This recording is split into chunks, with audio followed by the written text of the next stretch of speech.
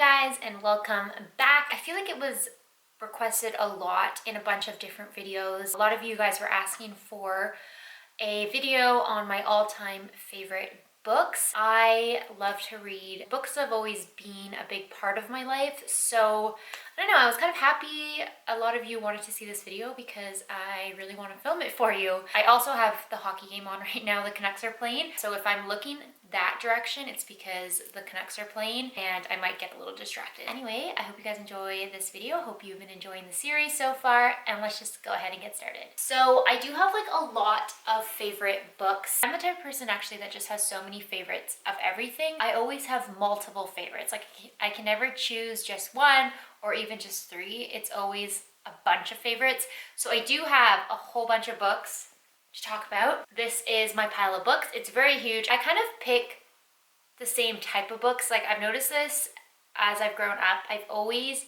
liked coming of age novels. I really like coming of age novels. I definitely like more of the classics versus modern literature. I really just like books that change my life. Like if I read a book and it changes my life, then I consider it as like one of my favorite books. It just feels like home when you open a favorite book. I don't know how to explain it, but as soon as I start reading one of these books, I just feel better and I feel comforted, and yeah, it feels good. Let's start with this one. This is Perks of Being a Wallflower. This is like the only modern book that I have. This is by Stephen, I cannot say his last name, Chopsky. It really actually changed my life when I read it. It's so sad but so good. Like the things that they talk about and address in this book are so serious, but they're done in kind of like a quirky, funny type of way. I always cry so hard when I read this book. And also I find Charlie to be really relatable. Like some of the quotes in this book and some of like his thoughts, I don't know, I just find that they're easy to relate to. As soon as I read the first chapter, I was in love with this book. The movie is actually pretty good as well. I really like Logan Lerman. Next, we have Catcher in the Rye by J.D. Salinger. This has been an all-time favorite book of mine forever. I think we had to read it for school in grade 11, and I remember everybody in school hated to read. Like, I don't know why, but all the people in my class, they'd always like be like so against the books that our teacher made us read, but I actually liked reading in class. Anyways, Catcher in the Rye is one I read with school.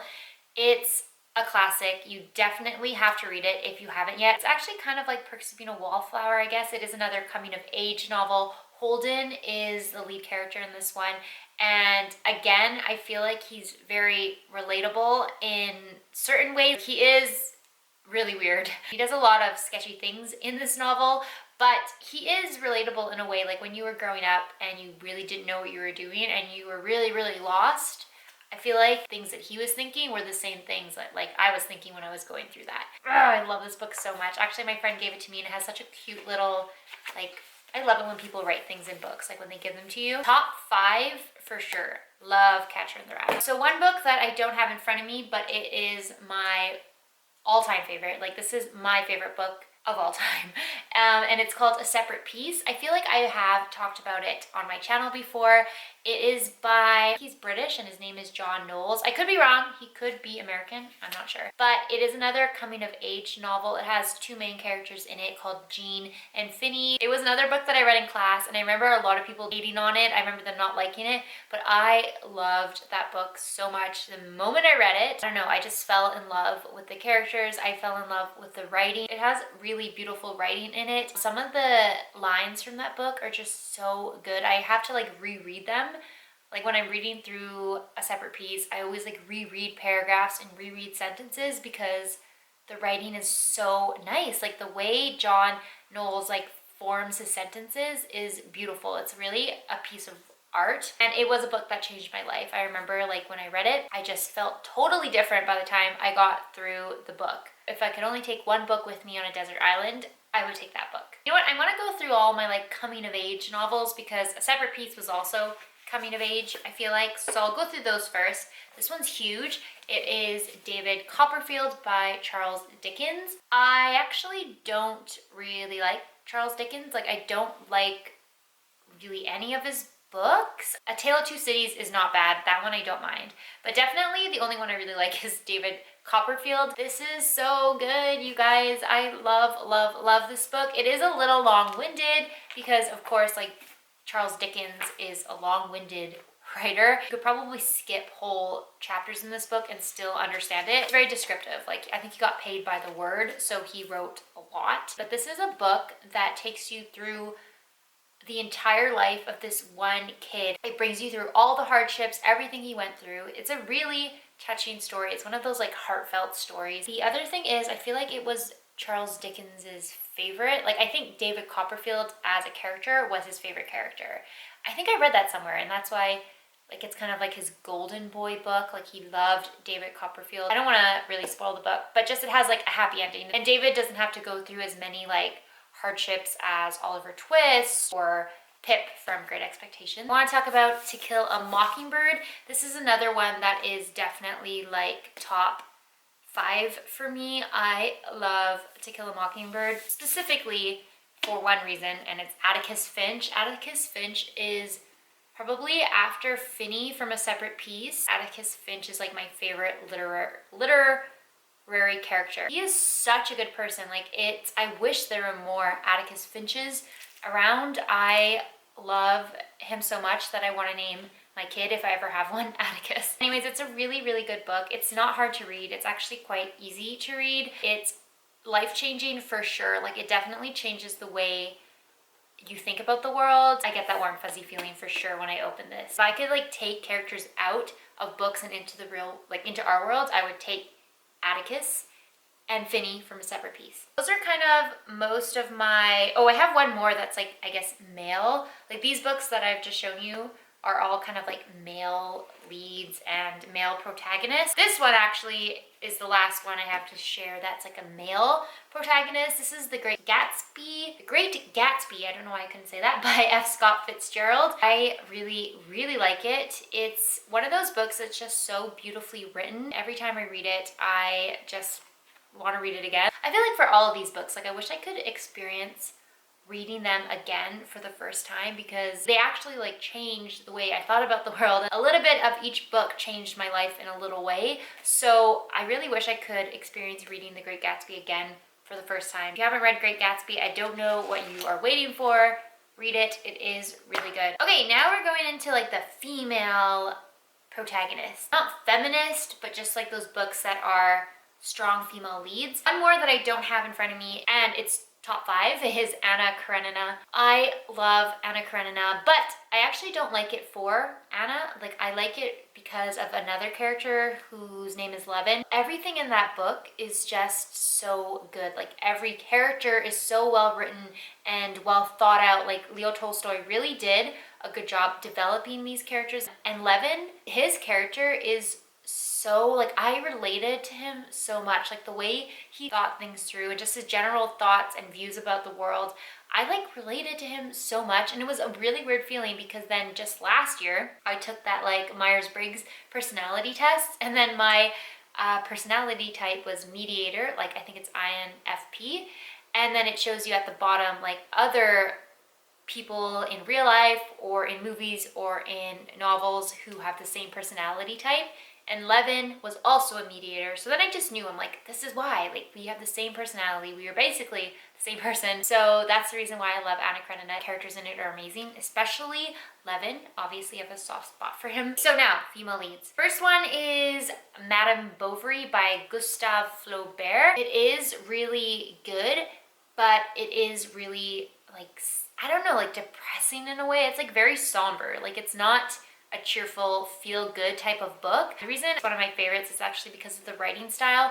I just think it's so beautifully written. The way that Flaubert like writes his sentences and the words he chooses are just so beautiful. Camera stopped recording. That's the problem with this Sony camera. It always overheats when I'm recording. I don't know what I had ended off saying, but Madame Bovary is a beautiful book. It's a really sad but beautiful story, and I like it. The next book that I want to talk about is called A Room with a View. It's by E.M. Forster. This is another one of those books that just feels good when you open it. Like, it just feels so, I don't know. It's hard to explain the feeling you get when you open this book. Beautifully written, has some beautiful characters in it as well. I don't know, it's just one of those books that's kind of like slow and mellow, but really good at the same time. Also, there's a movie with Felicity Jones. I love Felicity Jones, and she is the main character in this book. So, yeah. Okay, next is, oh my gosh, I think I have more than 5 top 5s. But this next book is definitely top 5. Like, this is probably number 2.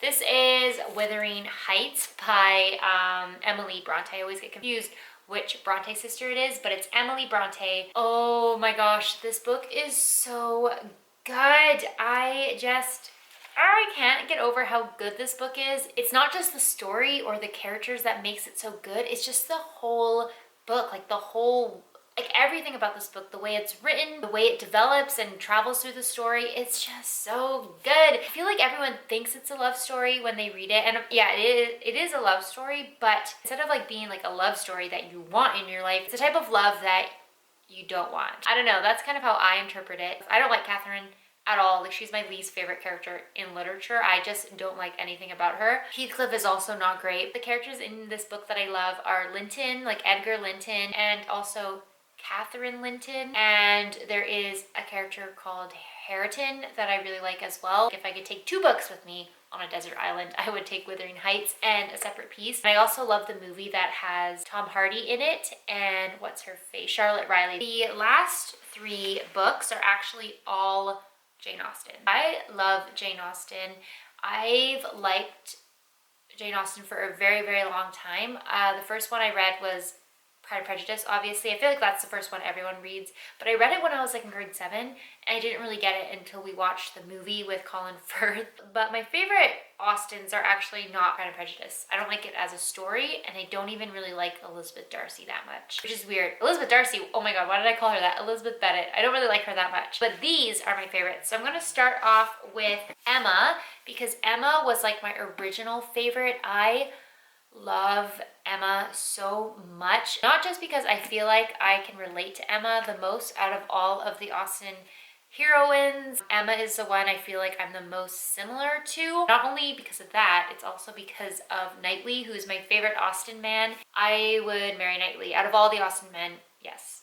Yeah, I would marry Knightley. Definitely like my first favorite Austen. One that I grew to love first. It's a really feel-good type of Austen. It's just like a happy, overall happy book. Oh my god, this is like my 2014 transit pass. It's a good starter for Austen as well. Like, I would probably say read that before you read Pride and Prejudice. Then I grew to love this one, which is Sense and Sensibility. I think it's one of the saddest Jane Austen. I don't know what Jane was going through when she wrote this one, but it's so like kind of depressing in a way. It has another one of my favorite Austen men in this one, Edward Ferrars. After Knightley, I'd probably marry him third. It's like a sad book and you go through a lot. Like, I cry actually when I read this one. When I read it, it kind of replaced Emma a little bit as my favorite for a while. Whatever I'm in the mood for at the time. Sometimes I'm in the mood for Emma, which is like lighthearted and fun, and then sometimes I'm in the mood for something a little bit sadder. Love that book.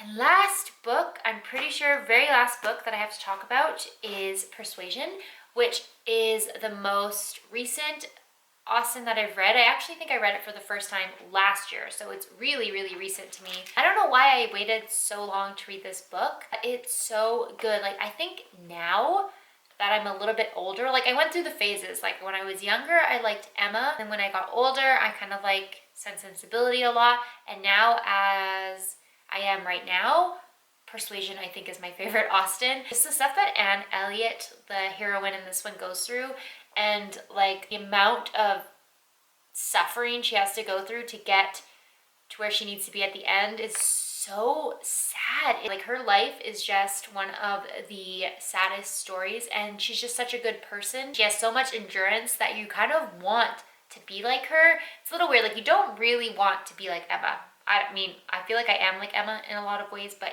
you don't really want to be like Emma.